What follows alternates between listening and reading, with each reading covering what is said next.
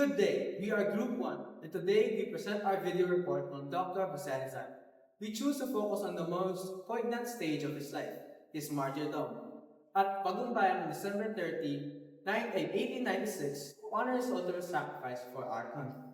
We have chosen the classic Filipino poetic song, Bayan Ko.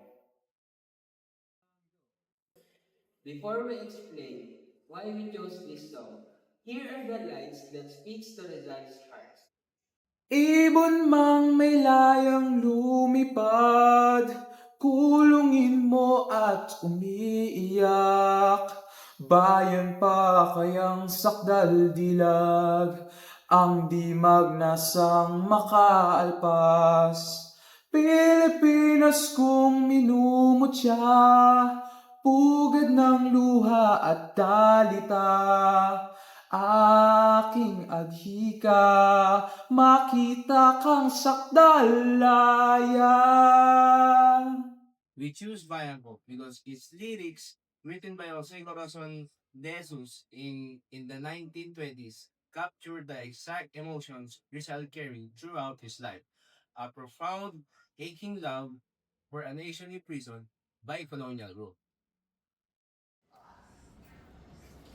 Just as the song dictates speaks of a caged bird that weeps in captivity, Rizal dictates his life to exposing the abuses that kept Filipinos suffering. Through Noli Me Tangere and El Filibuster mismo, he became the voice of that bird, singing for freedom even from within the cage of Spanish oppression.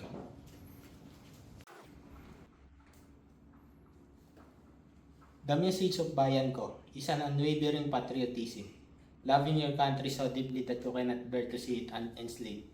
This mirrors Rizal's own message. Even when offered escape and bribes, he chose integrity. Even facing a firing squad, his final poem, Mi Ultimo Adios, was still a love letter to the Philippines. The lessons we take from Rizal's martyrdom is this. True love for country means sacrifice. Rizal showed us that one person's courage to speak up the truth can awaken an entire nation.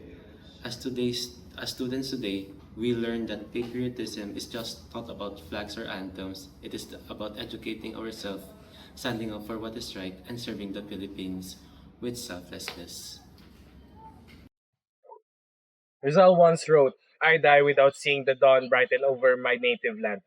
Yet because of his sacrifice, that dawn eventually came.